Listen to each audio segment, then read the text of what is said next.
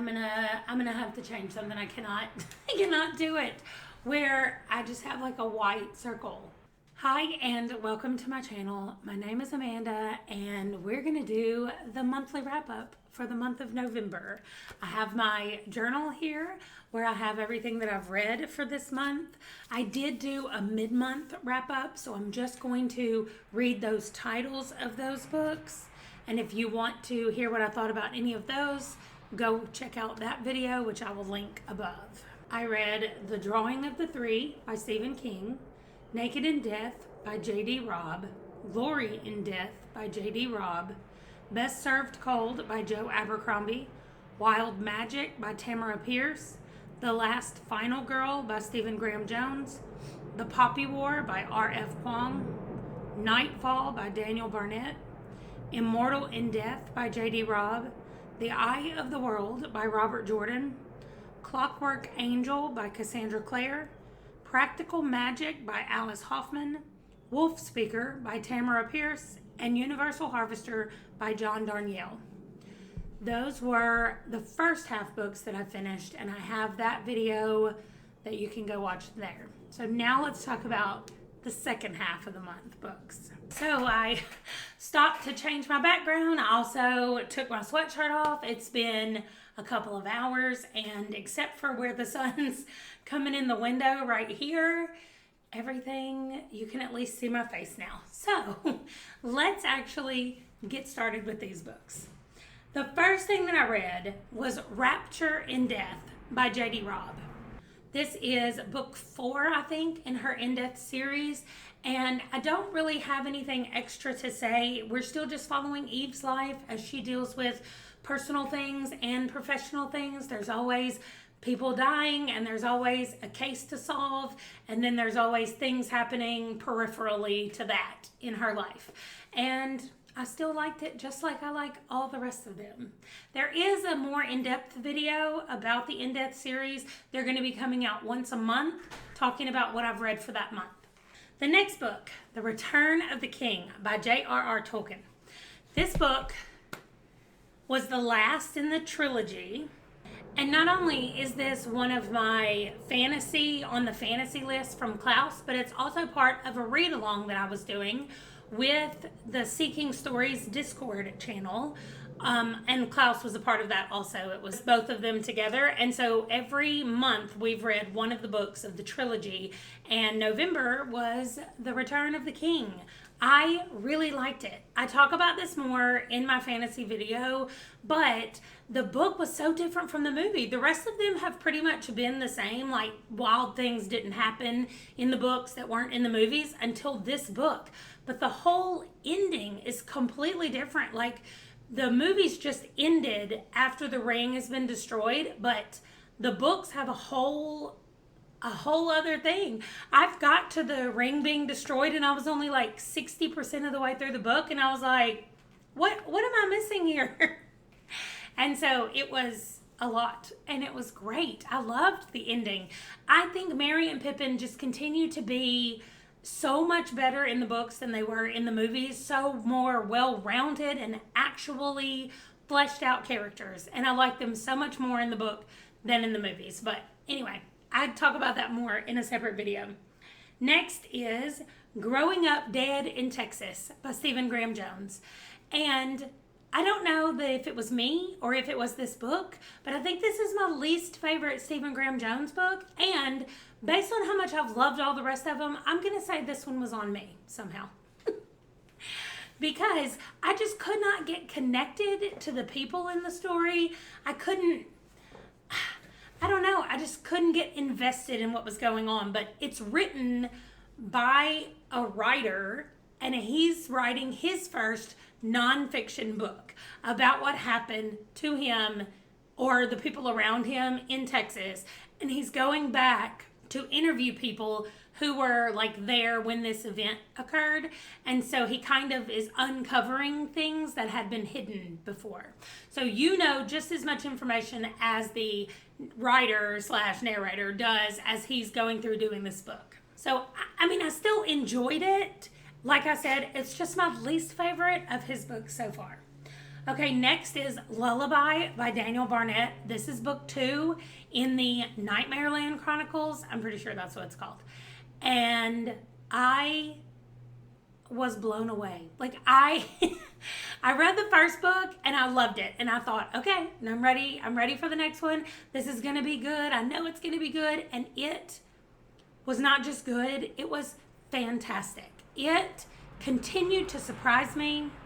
I felt like as soon as I had things figured out and I knew where we were going, it did not happen that way. And there were just moments where I'm like, what is going on right now? It's kind of like if you've read the beginning of The Drawing of the Three, how you think things are going to be one way. And I mean, at the very beginning of chapter 1, you're like, oh, no, things have permanently changed going forward. And that's exactly how this one felt like to me. It wasn't right at the beginning that this thing happened, but probably about 10 to 15% of the way through this thing happened. And I was just like, well, now what are we going to do? Like, this book dealt primarily with Maria. So we have Maria and we have John, and they are traveling to go see John's daughter, who left him a phone message before everything happened, or right as the sun fell from the sky. So this book is them leaving town and what happens during the initial part of their journey. So the next book is Sleepwalking, and I am currently reading it right now, and I am loving it, of course. Okay, my next read, which was also a 5-star, is All the Children Are Home. This was a surprising book for me. Sorry, it's by Patry Francis. I didn't know what to expect with this book because all I knew about this was that it was under the category of sad. And my prompt said, read a sad book. And I was like, oh no, what's this going to be about? Well, it was about a foster home, and not your normal foster home. It's not either extreme that I think you see portrayed on TV, where you have the horrible foster parents that abuse their children or they neglect them and they're just in it for the money. And then you have the like perfect foster family who doesn't do anything wrong and the kids all turn out wonderful. This is somewhere in the middle, which, well, I mean, it's definitely on the good people's end of the spectrum. It's not in the middle, but it is, I think it's real life.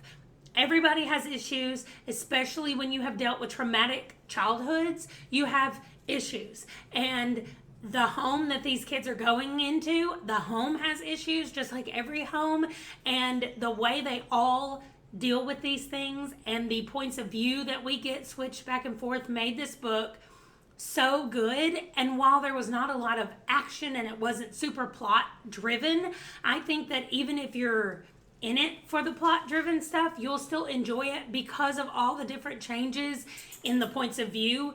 Kept it feeling like it was moving along at what I would consider to be a fast-paced book. I loved it, and I'm gonna gush about it in my 5-star review video because I gave it 5 stars. Okay, my next one is The Wasteland by Stephen King. Hold on, Django needs to say hi. And yes, he's wearing a Christmas sweater because it's December. Actually, he wears it year-round, but anyway. The Wastelands is book 3 in the Dark Tower series, and book I don't know what in my Dark Tower extended read-through.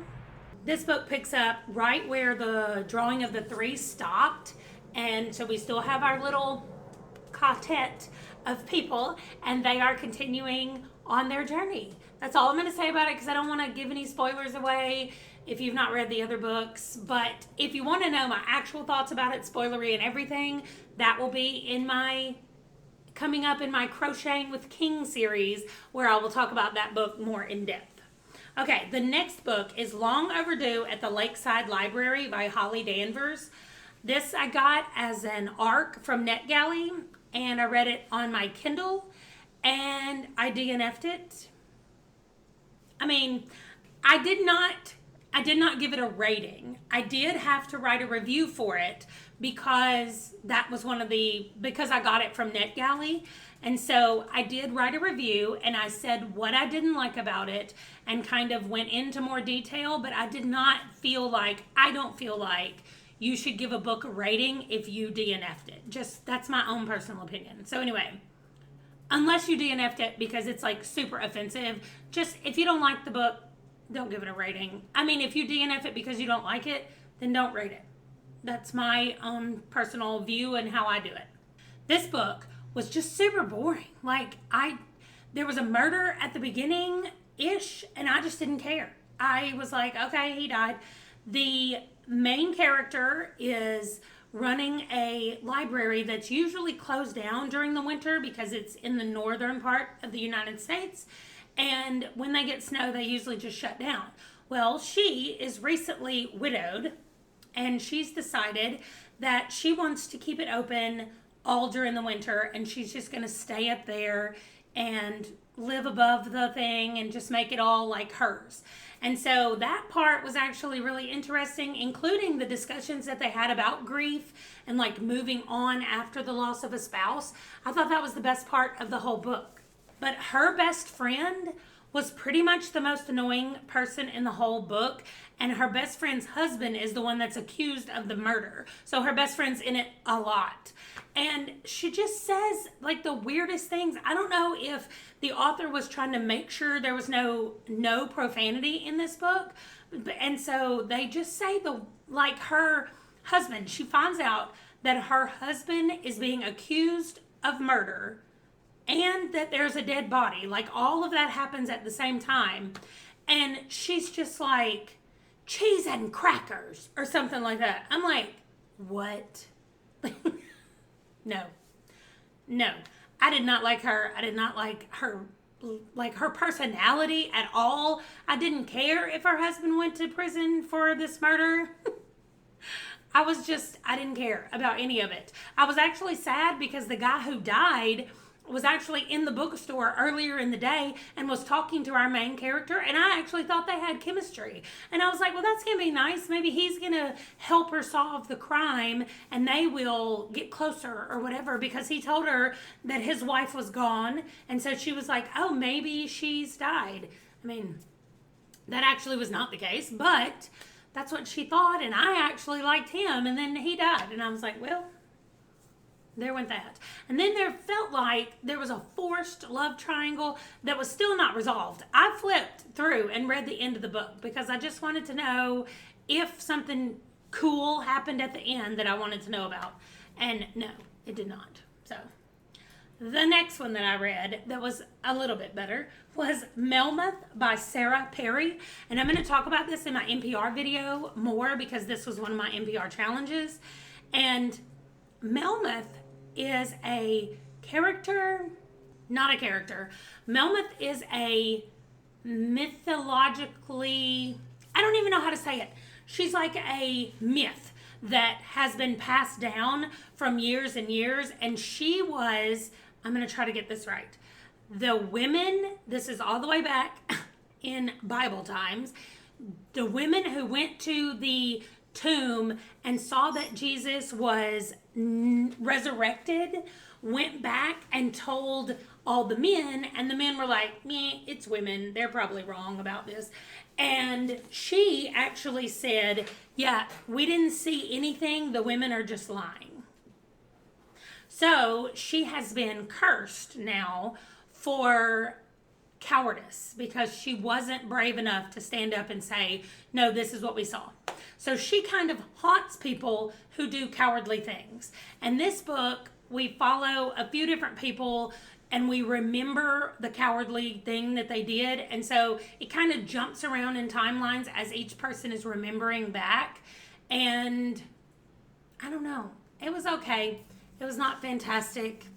It was all right. So I'll talk about that more in depth in the NPR video as well. Now, the next one that I read is Finding Junie Kim by Ellen O. And this is a middle grade book. This also, I mean, it's just listed as middle grade, but I would call this historical fiction. We get to hear so much. Okay, let me start over. Junie is a girl in school, and there have been being racist comments painted in the bathrooms, painted in different places around the school. And so they've called the big assembly, and they told the kids, like, we've cleaned them up and this is not how our school is going to be. We don't want things to be like this. In the meantime, she's also getting bullied on the bus going to school, and she gets a project from her English teacher, and she decides to interview her grandparents. So first we get her grandfather's story of his life during the Korean War and what that was like and how he ended up where he was. I don't want to give everything away, but then she talks to her grandmother and gets the same story, not the same story, but she gets her story from her and what happened to her during her childhood, also in the Korean War. And so that part was super fascinating to me. And really what it was about was teaching Junie that it's okay to stand up for something, a cause that you believe in, even if you might not win or it might not be as effective as you think it's going to be. It's still okay and still good to try to do that. So I will say at the beginning, when she's being bullied and she thinks she has no friends, and there's a lot of suicidal ideations kind of thing going on, and I thought that it was handled really well by the parents, but it just caught me off guard. Like, it was like all of a sudden there was suicidal thoughts, and I was like, wait, what's going on? So I was unprepared for it, but I thought that it was handled really well, like I said, by the parents and the counselors, and they got her help, and I thought that that was really good by her saying, like, it didn't just click with the first counselor that I went to and everything was perfect and everything was fine. And even after she did find a counselor that she liked, it still wasn't everything is perfect and everything is fine. So I really liked that aspect as well. And on the other side thing that's happening is that her friends have decided to do some kind of protest or some kind of outreach information thing about racism for the school because of everything that's going on. And at the beginning, she is, of course, like, there's no point in doing that. I'm not doing that. I'm not participating in that. And so then after talking to her grandparents and understanding a little bit more about herself and who she is and how she feels, she then participates kind of in her own way, which I think is another really good theme for this book, is you can join in something else and you don't have to do it the same way everybody else is doing it. You can do it in your own way. I just really liked it. Okay, the next book is Motherless Brooklyn by Jonathan Lethem. I guess it's Lethem, I don't know. So first of all, I think everybody but me knows that this is now a TV show with Edward Norton in it. But I didn't know that when I read it. I only knew it because after I finished, I immediately went and Googled. I wanted to know if the author had Tourette's and if he dealt with a lot of the things. I mean, I felt like he had to have Tourette's because this is about a man who has Tourette's. And that takes up such a huge part of his life and a huge part of this book that I just thought there's no way the author doesn't have Tourette's or understand this syndrome a lot, very well. So I went and looked it up, and he does have Tourette's, and I think a lot of the things that the guy in the book deals with, then our author, Jonathan, also deals with in his real life. And I think it was, regardless of whatever else happens in this book, I think it is, if you have anybody in your life that has Tourette's, I think you should read this just to get a glimpse inside their minds and what the syndrome does to them. And that whole part was absolutely fascinating. And I loved it, first of all. I really liked the book. Just in general, I like the book. We have a group of kids who have grown up in a group home in New York City, and they get to go work for somebody occasionally every once in a while, and this person kind of becomes like a father figure to them, even though he's not much older than they are when they're all teenagers. But he kind of takes them under his wing, and he becomes like their father, and they're his guys, and they kind of do whatever he wants them to do. Well, our main character is figuring out that there are things he didn't know going on behind the scenes with the other people and with this guy's wife and with his brother and some other friends that are in it. And It was just fantastic. It's a mystery told from a very unique and incredibly cool viewpoint. And I will read anything that he writes from now on. And I loved it so much. Okay, the next one is Ceremony in Death by J.D. Robb. Again, the next book in my Robb a Week reading challenge. And this was book number 5, I'm pretty sure. This one also is really cool. It had like a cult in it and Satan worshipers and witchy stuff. I really liked it. I thought it was really good. The next one, The Immortals by Jordanna Max Brodsky. This one was so cool. So it's called The Immortals. It's based on the Greek gods, but actually I'm calling them the Greek gods because we start out with Artemis. That's the main character that's telling us the story. However, any name that she's ever been called is part of who she is. And I think that's the coolest thing too. Like anything that's ever been associated with Artemis or with the god that's the similar, it all becomes part of who she is.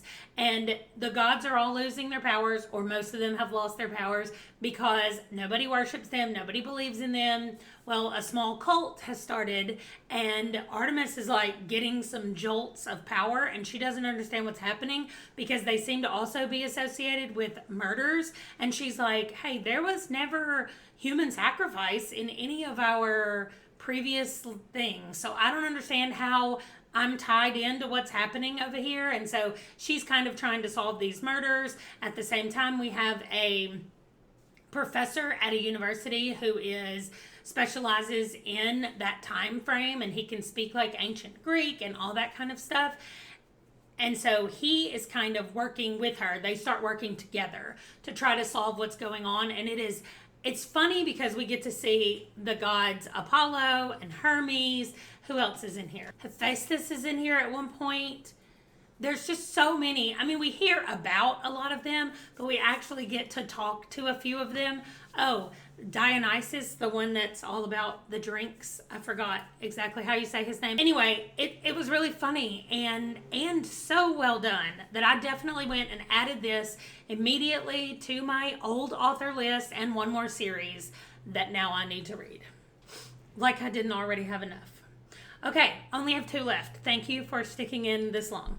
This one is Outback Creed by Jonathan MacPherson.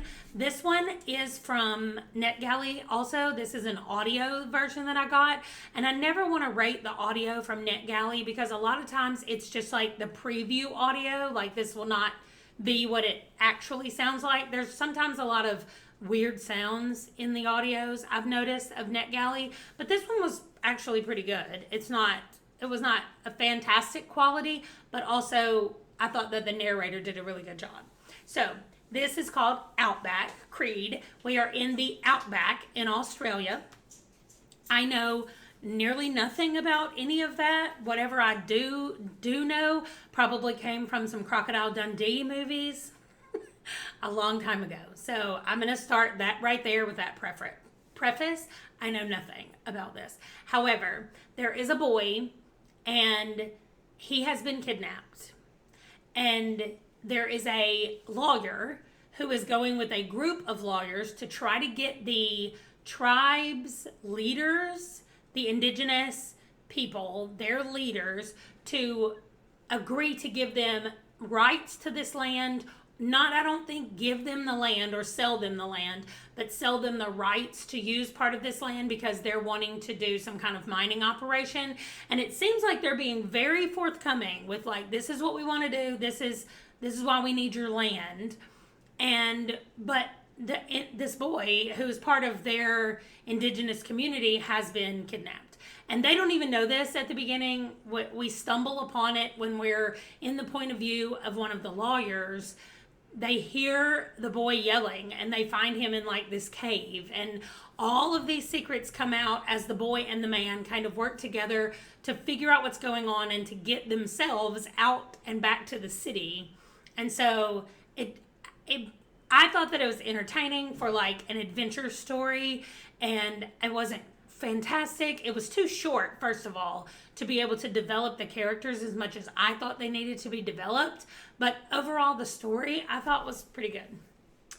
Okay, the last one, and also a 5-star read. The Fall of Babel. There it is. There it is. There it is. It's the last one in the Books of Babel series. That's book number 4, and it's the final one.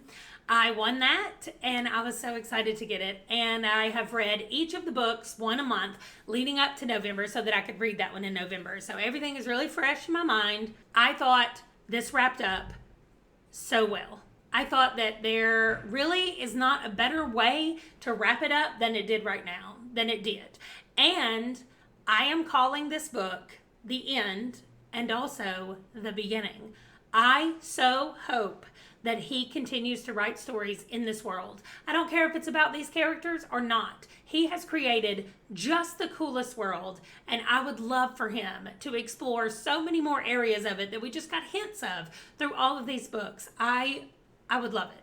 I have not looked to see what his plans are, what he's working on next, or anything like that, but I am just here for all of it. I will read whatever Josiah Bancroft writes.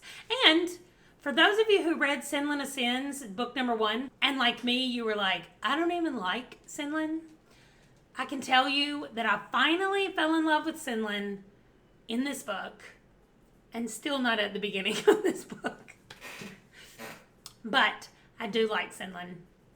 And that's it. I don't want to give away any spoilers. I was going to say something else, but I think that's going to be a spoiler. So that's it. I'm stopping right there. It was fantastic. If you've not read these books of Babel, you need to get them and you need to read them. The audio is fantastic as well. The narrator does a fantastic job. The same person reads all 4 books. So just cannot recommend it more. If you have made it this far in this video, thank you so much for sticking around. I really didn't think that I was going to have as many books. The first half of the month I had 14, and I thought, well, I'm not going to read 14 more. Well, I did. Exactly 14. And today is the 30th, actually, and I'm not going to finish anything today. Or even if I do happen to finish something today, it's going to go as December because I am all done and I'm wrapping up November right now. I've already drawn my line on my journal where I can put my stats for November. So I'm officially done with November and I am excited to move into December. If you've not seen my December TBR, check that out because I've already laid out everything that I'm reading. I will probably come back and do a little short video about how all of those books tie into the reindeer games that's going on the Shelf Space Discord server. And I think that's going to do it for today. I want to start asking people to put emojis in the bottom, but I don't know what emoji to put. So how about you just tell me, you just put your most used emoji, whatever the first one is that pops up when you go look at your emojis. Mine is the like winking smiley face emoji. That's the one I use the most. So it's always right there at the very first.